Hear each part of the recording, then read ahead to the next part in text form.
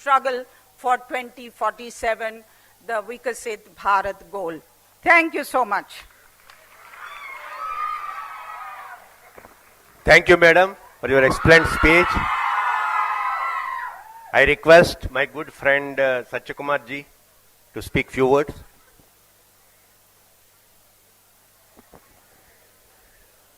భారత్ మాతాకి. నాకు తెలుసు మీరు దేనికోసం ఎదురు చూస్తున్నారో. మీకు మీ నాయకుడికి మధ్య ఎక్కువసేపు ఉండను, క్లుప్తంగా ముగిస్తాను. బహుశా ఇవాళ ఎన్డీఏ ప్రభుత్వంలో మంత్రిని కాకపోయి ఉంటే నేను కూడా అక్కడ కూర్చొని పవర్ స్టార్ OG2 అని కేకలేస్తే ఉండేవాడు. కానీ ఒక మంత్రిగా వారితో పక్కన కూర్చొని ఒక వేదికను పంచుకునే అవకాశం నాకు ఇవాళ కలిగింది. నా అదృష్టం, నా అభిమాన నాయకుడు. అనేక ప్రభుత్వ కార్యక్రమాల్లో పాల్గొనే అవకాశం కలిగింది, కానీ ఇటువంటి సామాజిక కార్యక్రమాల్లో కానీ సాంస్కృతిక సాహిత్య కార్యక్రమాల్లో పాల్గొనే అవకాశం కలగలేదు.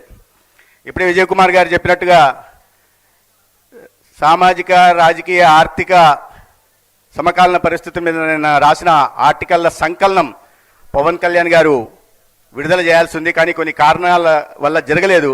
కానీ ఇవాళ అటువంటి పుస్తక ఆవిష్కరణ కార్యక్రమంలో వారి పక్కన కూర్చునే అదృష్టం కలగడం నా పూర్వజన్మ సుకృతంగా నేను భావిస్తున్నాను.